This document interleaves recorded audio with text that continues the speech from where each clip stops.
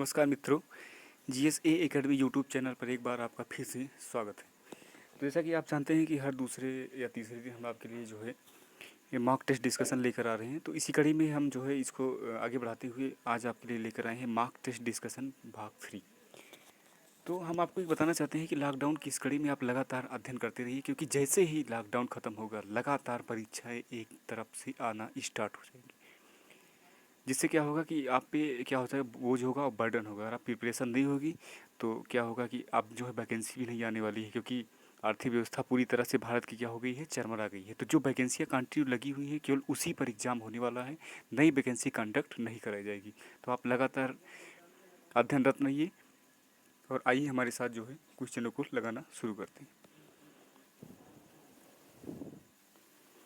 तो जो पहला क्वेश्चन दिया गया है वो क्या है आपका, एशिया का छत कहा जाने वाला पामीर पामीर का पठार इनमें से किसके अंतर्गत नहीं आता है। तो इसमें जो सही ऑप्शन होगा हम आपको बता देते हैं, भारत। ठीक, एशिया का छत कौन कहा जाता है, पामीर का पठार। इसके बारे में हम आपको बताते हैं। ये आपका जो है किर्गिस्तान,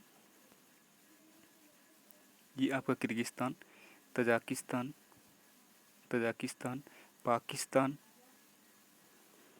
पाकिस्तान, चीन यानी कि चाइना, चाइना, और अगर हम कुछ हिस्सों की बात करें तो वो आपका हो जाएगा अफ़गानिस्तान, अफ़गानिस्तान।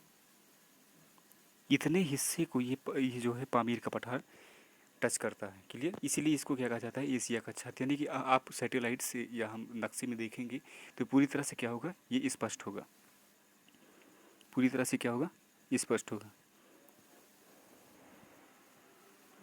क्लियर। तो अगर हम जिक्र करें तो सबसे बड़ा महाद्वीप कौन सा है, वो क्या हो जाएगा आपका, एशिया हो जाएगा। सबसे बड़ा महाद्वीप कौन सा है, एशिया हो जाएगा। सबसे छोटा महाद्वीप कौन हो जाएगा, वो आपका हो जाएगा ऑस्ट्रेलिया हो जाएगा, ऑस्ट्रेलिया। क्लियर। लेकिन अगर हम जनसंख्या के अनुसार बात करेंगे, जनसंख्या के अनुसार जैसे ही हम बात करेंगे तो क्या आ जाएगा आपका, अंटार्कटिका, अंटार्कटिका।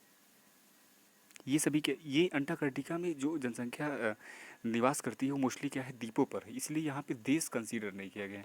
देशों की संख्या क्या है यहाँ पे, शून्य है। तो कई बार क्वेश्चन ये आ भी सकता है, आयात नहीं है लेकिन ये क्वेश्चन आ सकता है कि ऐसा कौन सा महाद्वीप है जहाँ पर जो है देशों की संख्या क्या है, शून्य है। वो कौन सा हो जाएगा आपका, अंटार्कटिका, जो कि जनसंख्या के अनुसार क्या है, सबसे छोटा महाद्वीप है। तो अगर हम देशों की बात करें तो सबसे ज़्यादा देश जो है अगर हम बात करें वो कहाँ पर, अफ्रीका। यहाँ पे कितने देश हैं, 54। 48 देश आपकी हम बात करें वो हो जाएगा एशिया में, एशिया में। उसके बाद यूरोप की बात करें तो यहाँ पे देशों की संख्या कितनी हो जाएगी, 51। 12 देश आपके कहाँ पे हैं, दक्षिण, 12 देश आपके हैं दक्षिण अमेरिका, दक्षिण अमेरिका। उत्तर अमेरिका की हम बात करें, उत्तर अमेरिका, यहाँ पे देशों की संख्या कितनी है, 23। उसके बाद अगर हम ऑस्ट्रेलिया की बात करें तो ऑस्ट्रेलिया में देशों की संख्या कितनी है, 14। तो सबसे कम देश वाला महाद्वीप कौन सा हो जाएगा आपका, अंटार्कटिका, जहाँ क्या है वहाँ पे देशों के अनुसार संख्या क्या है, शून्य। यानी कि देश क्या है वहाँ पे शून्य है, लेकिन जनसंख्या क्या है, सबसे कम है। क्लियर। तो यहाँ पे हम जो है स्पष्ट भी कर सकते हैं मैप के अनुसार। ये आपका क्या हो जाएगा, नॉर्थ अमेरिका, ये हो जाएगा आपका नॉर्थ अमेरिका। ये क्या हो जाएगा आपका, दक्षिण अमेरिका। ये हो जाएगा यूरोप, ये हो जाएगा एशिया, ये हो जाएगा अफ्रीका आपका।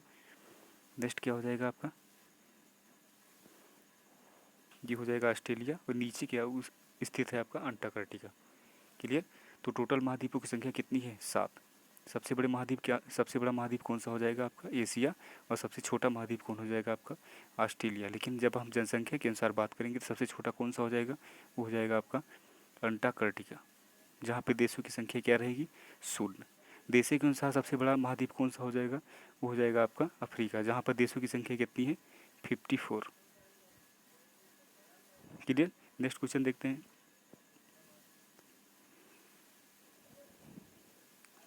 नेक्स्ट क्वेश्चन है आपका कि किस महाद्वीप में एक भी देश सम्मिलित नहीं है। तो प्रीवियस में हमने आपको डिस्कशन कर लिया, क्या होगा यहाँ पे, अंटार्कटिका। ऑस्ट्रेलिया की फिर से हम यहाँ पे मेंशन करते हैं कि ऑस्ट्रेलिया की बात करें तो ये क्या है, सबसे छोटा महाद्वीप है, क्षेत्रफल के अनुसार। क्लियर। जनसंख्या के अनुसार हम बात करेंगे तो अंटार्कटिका होगी, जहाँ पे देशों की संख्या क्या है, 0, क्योंकि यहाँ पे जो जनसंख्या निवास करती है वो मोस्टली कहाँ पे निवास करती है, वो आपकी निवास करेगी द्वीपों पर। नेक्स्ट क्वेश्चन देखते हैं। संविधान के किस अनुच्छेद में संसद को संविधान में संशोधन करने का अधिकार प्रदान किया गया है? वो कौन सा अनुच्छेद है? ये आपका हो जाएगा अनुच्छेद 368। अनुच्छेद 368 के तहत क्या है कि संविधान में संशोधन किया जा सकता है। ये बहुत ही इंपॉर्टेंट क्वेश्चन, आप पूरी तरह से इसको ध्यान रखिएगा। नेक्स्ट क्वेश्चन देखते हैं। नेक्स्ट है आपका कि धर्मनिरपेक्ष का क्या अर्थ है? तो इसको आप बनाने का प्रयास करिए। क्या हो जाएगा यहाँ पे, जिस देश का अपना कोई धर्म नहीं है, सरकार द्वारा धर्म का संरक्षण, सभी धर्मों का महत्व स्वीकार करना, राष्ट्र धर्म विशेष संवैधानिक महत्व। तो यहाँ पे क्या हो जाएगा ये? तो सबसे पहले हम समझते हैं धर्मनिरपेक्ष का मतलब क्या होता है।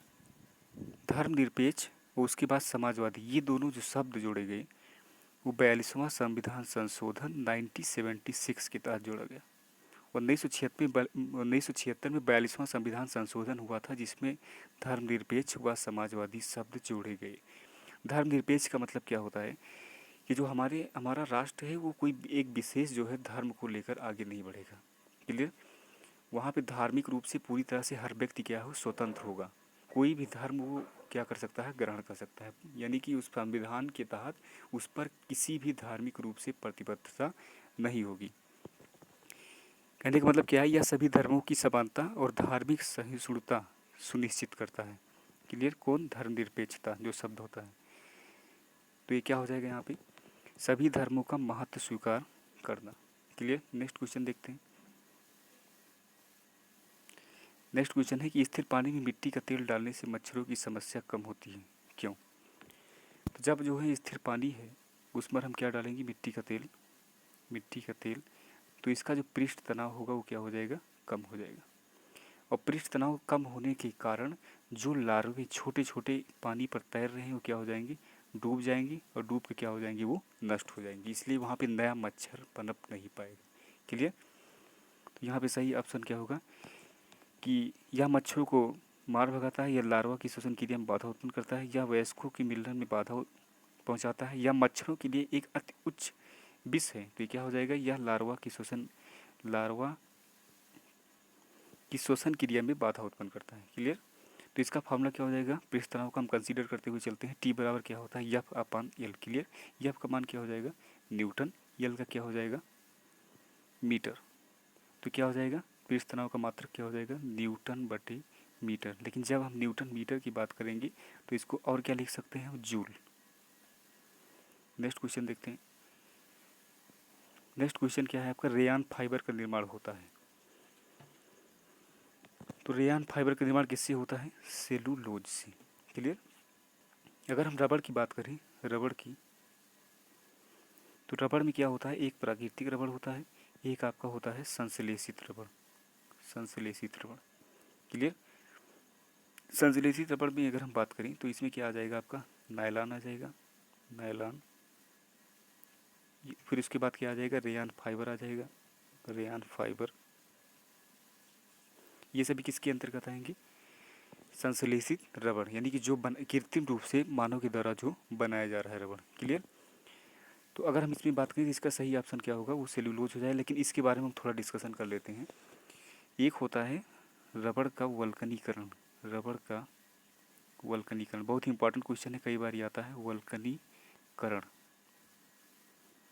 इसमें क्या करते हैं, रबड़ की वल्कनीकरण में हम क्या करते हैं, सल्फर को मिलाते हैं। आप ध्यान रखिएगा, क्या मिलाते हैं, सल्फर को। और रबड़ क्या होता है, बहुत ही लचीला होता है। क्लियर। जैसे हमें टायर बनाना है तो एकदम लचीला तो इम्पॉर्टेंट है नहीं, उसके लिए क्या चाहिए, थोड़ा कठोर चाहिए। तो हम क्या मिलाएंगे इसमें, कार्बन। कार्बन मिलाने पर रबड़ की कठोरता को आसानी से बढ़ाया जा सकता है, ये ध्यान रखिएगा। और अगर हम carbon disulphide CH2, carbon disulphide अगर रबड़ में मिला देंगे तो रबड़ क्या हो जाएगा, पूरी तरह से उसमें घुल जाएगा। किसमें, कार्बन डाइसल्फाइड में। ये आप ध्यान रखिएगा। नेक्स्ट क्वेश्चन देखते हैं। नेक्स्ट है आपका, पीयूष ग्रंथि का भार होता है। तो पीयूष ग्रंथि कहाँ पे पाई जाएगी? ये हमारे कपाल में पाई जाएगी। हम इसका डायग्राम आपको स्पष्ट करते हैं। ये जो आप देख रहे हैं कपाल, इसमें जहाँ पे लिखा है पिट्यूटरी, पिट्यूटरी ये हिस्सा क्या कहलाएगा आपका? पीयूष ग्रंथि, जिसे क्या बोलते हैं? मास्टर ग्रंथि, पीयूष ग्रंथि। क्लियर? यही क्या होती है? ये मस्तिष्क की क्या होती है? एकदम मध्य भाग में स्थित होती है, जिसे क्या बोलते हैं? पीयूष ग्रंथि, पीयूष ग्रंथि। इसका भार कितना होता है? वो होता है 0.6 ग्राम। क्लियर? ध्यान रखिएगा। तो नेक्स्ट क्वेश्चन देखते हैं।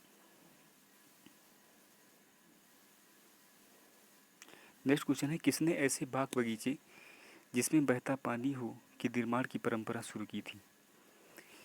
अब हम अगर इतिहास की बात करें तो अगर आप बाग बगीचे देखते होंगे तो ये कोई ऑटोमेटिक इजाद नहीं हुआ है। एक विशेष जो यहाँ पे जो है व्यक्ति थे जिन्होंने इसकी शुरुआत की, जिसने क्या की? पोस्ट ऑफिस की शुरुआत की, पोस्ट ऑफिस। उसके बाद ट्रेन सेवा, रेल सेवा नहीं कह सकते, ट्रेन सेवा। क्लियर? ये सभी किसके शासनकाल में शुरू हुई? शेरशाह सूरी के शासनकाल में। ग्रांड ट्रक रोड जो बनवाई, किसने बनवाई? Shershah Suri. Grand trunk road, Shershah Suri. तो यहाँ पे सही ऑप्शन क्या हो जाएगा आपका? ग्रांड ट्रक रोड आएगी, या पोस्टल डिपार्टमेंट हो जाएगा आपका। तो ये सभी किससे संबंधित हैं? शेरशाह सूरी से संबंधित। नेक्स्ट क्वेश्चन देखते हैं। राज्यसभा में केंद्र शासित प्रदेश से निर्वाचित सदस्यों की संख्या हो सकती है। तो ये थोड़ा क्या है थोड़ा क्रिटिकल क्वेश्चन हो जाए, क्योंकि ये इंटरनल से उठाया गया क्वेश्चन है। लेकिन हम क्या करते हैं, राज्यसभा से संबंधित थोड़ा समझ लेते हैं। राज्यसभा की अगर हम बात करें तो ये क्या होता है? उच्च सदन होता है, उच्च सदन। उच्च सदन इसे क्यों बोलते हैं? क्योंकि इसको क्या किया जा सकता है? भंग नहीं किया जा सकता। इसको क्या किया जा सकता है? भंग नहीं किया जा सकता राज्यसभा को। इसकी संख्या कितनी हो सकती है? 250 हो सकती है। इसकी संख्या कितनी हो सकती है? 250, जिसमें से वर्तमान में कितनी है? 245 है। 245 में अगर बात करें तो 12 क्या करेगा? राष्ट्रपति मनोनीत करते हैं। 12 सदस्यों को राष्ट्रपति मनोनीत करते हैं, जो आपके कला से वर्ग से हो जाएंगे, स्पोर्ट्स से हो जाएंगे। अभी हाल ही में राज्यसभा में किसको मनोनीत किया गया है? तो सचिन तेंदुलकर, जो कि स्पोर्ट्स से पहले नहीं थी, स्पोर्ट्स में अभी राज्यसभा में इनको क्या किया गया? मनोनीत किया गया। तो अगर हम 245 में से घटाएंगे तो कितना हो जाएगा? 233। कितना हो जाएगा? 235। तो 229 जो निर्वाचित सदस्य हैं कहाँ से हैं? स्टेट से। और 4 सदस्य कहाँ से हैं आपके? हो जाएंगे ये केंद्र शासित प्रदेश से, केंद्र शासित प्रदेश से। क्लियर? और क्वेश्चन ये पूछा है कि राज्यसभा में केंद्र शासित प्रदेश से निर्वाचित सदस्यों की संख्या हो सकती है। तो 4 हो सकती है और 4 है भी, 4 हो भी सकती है और 4 है भी। और 234 क्या हो सकती है? राज्यों से निर्वाचित सदस्यों की संख्या। लेकिन है कितना? वो है आपकी 229। क्लियर? अनुच्छेद 79 जो कहता है कि भारत में एक संसद होगी। भारत में क्या होगी? एक संसद होगी, जिसमें क्या होगा? एक आपके प्रेसिडेंट होंगे, यानी कि राष्ट्रपति होंगे। एक निम्न सदन होगा, एक निम्न सदन। एक क्या होगा आपका? उच्च सदन होगा। निम्न सदन किसे बोलते हैं? ये हो जाएगा लोकसभा। उच्च सदन किसे बोलते हैं? ये हो जाएगा आपका राज्यसभा। लोकसभा की अगर हम बात करें तो इसमें संख्या कितनी होगी मेंबर की? वो होगी आपकी 550। है कितनी? 545। इसमें 2 व्यक्ति क्या किए जाते हैं? वो मनोनीत किए जाते हैं। किसके द्वारा? राष्ट्रपति के द्वारा। प्रेसिडेंट राष्ट्रपति के द्वारा क्या किए जाते हैं? मनोनीत किए जाते हैं। दोनों ही क्या होते हैं? एंग्लो इंडियन होते हैं। एंग्लो इंडियन कहने का मतलब जो हमारे देश में विदेश के लोग रह रहे हैं। ठीक, आज़ादी के बाद जो है यहाँ पे जो कुछ लोग क्या हुए, रुक गए, उन्हों की इसका दर्जा दे दिया गया एंग्लो इंडियन का। तो यहाँ पे ऑप्शन क्या हो जाएगा सही? वो क्या हो जाएगा आपका 4। क्लियर? राज्यसभा क्या होती है? उच्च सदन। और लोकसभा आपकी क्या होगी? निम्न सदन। क्लियर? तो अगर हम बात करें यहाँ पर कि लोकसभा की, तो ये अनुच्छेद 81 के तहत है। लोकसभा का गठन किसके अंतर्गत किया जाएगा? अनुच्छेद 81 के तहत। अनुच्छेद 80 की हम बात करें तो ये किसका गठन किया जाएगा? राज्यसभा का। और संसद का गठन किसके तहत किया जाएगा, किस अनुच्छेद के अंतर्गत, वो हो जाएगा 79, जिसमें एक राष्ट्रपति होगा, एक लोकसभा होगी, एक राज्यसभा। लोकसभा को निम्न सदन बोलेंगे, राज्यसभा को उच्च सदन बोलेंगे। लोकसभा को भंग किया जा सकता है लेकिन राज्यसभा को भंग नहीं किया जाता है। क्लियर। नेक्स्ट क्वेश्चन देखते हैं। नेक्स्ट है आपका आम का कौन सा भाग खाने योग्य होता है। आम का कौन सा भाग खाने योग्य होता है, तो क्या होता है आपका मध्य फल भित्ति, जिसको हम सीधा डायरेक्ट बिना छिलकों के खा जाएंगे। आप मेंशन करिएगा आम को कैसे खाएंगे, छिलका जब तक निकालेंगे डायरेक्ट नहीं खाया जा सकता। अगर बहुत लोग खा भी सकते हैं, कोई दिक्कत नहीं, लेकिन मोस्टली जो खाया जाता है वो छिलका निकाल के खाया जाता है। अगर हम बात करेंगे सेब की, उसके बाद किसकी बात करें हम, सेब हो जाएगा आपका, अंगूर हो जाएगा, सेब हो गया, अंगूर हो गया, अमरूद हो गया। तो इसमें हमें क्या कहें, छिलके निकालने की आवश्यकता नहीं है। तो आप इसको बहुत ही ट्रिक बेसिस से याद कर सकते हैं कि जिसमें छिलके निकालने की आवश्यकता नहीं है और सीधा हम क्या कर जाएं, खा जाएं, सीधा क्या कर जाएं, खा जाएं। तो उसमें उसका खाने योग्य भाग कौन सा होता है, वो होता है आपका फल भित्ति, फल भित्ति बीजांडासन, बीजांडासन। क्लियर। जिस फल का हमें जो है छिलका निकालने की आवश्यकता नहीं, हम सीधे खा जाएं, उसे क्या बोलेंगे, फल भित्ति बीजांडासन। जैसे इसमें क्या हो जाएगा आपका, ये हो जाएगा आपका सेब, सेब के बाद क्या हो जाएगा, अंगूर, अंगूर, और क्या हो जाएगा, अमरूद, अमरूद। क्लियर। अगर हम लीची की बात करें, क्वेश्चन कई बार आता है, लीची की हम बात करें तो इसका कौन सा खाने योग्य भाग होता है, एरिल। आप नोट करते हुए भी चलिएगा, जो आपको अच्छा लग रहा है कंटिन्यू नोट करते हुए चलिए, और जिसमें कोई भी समस्या हो तुरंत आप कमेंट बॉक्स में ज़रूर कमेंट करिएगा। अगर हम नारंगी की बात करें, नारंगी जिसे संतरा बोलते हैं, कई बार ये भी क्वेश्चन पूछ लिया गया है, इसका खाने योग्य भाग कौन सा हो जाएगा, juicy hair, juicy hair. Clear. इसमें हेयर टाइप यानी कि थोड़ा गुच्छा टाइप की होता है, जिसे क्या बोलते हैं, जूसी हेयर। क्लियर। अगर हम बात करें नारियल की, नारियल की, इसमें हो जाएगा आपका भ्रूणपोष, भ्रूणपोष। तो मोस्टली यही से क्वेश्चन आते हैं, ज़्यादा क्रिटिकल क्वेश्चन इससे नहीं आते हैं। पपीता की हम बात करें यदि, पपीता की, ये हो जाएगा आपका मध्य फल भित्ति, मध्य फल भित्ति। क्लियर। तो इसमें सही ऑप्शन क्या हो जाएगा, फिर से हम रिमाइंड कर लेते हैं, आम का कौन सा भाग खाने योग्य होता है, वो क्या होता है आपका मध्य फल भित्ति। ये किसका हो जाएगा, लीची का। भ्रूणपोष किसका हो जाएगा, नारियल का। नेक्स्ट क्वेश्चन देखते हैं। नेक्स्ट है आपका विश्व प्रेस स्वतंत्रता दिवस मनाया जाता है, ये कब मनाया जाता है, अभी हाल ही में कल मनाया गया। ये क्या हो जाएगा आपका 3 मई, विश्व प्रेस स्वतंत्रता दिवस। 1 मई को क्या मनाया गया था, मजदूर दिवस। तो हम आपके लिए अप्रैल के जितने भी मोस्टली जो है दिवस वाले क्वेश्चन हैं वो जल्द ही हम लेकर आएंगे। पर डे जो दिवस आता है आप उस सबको किया करिए, नोट करते हुए चला करिए।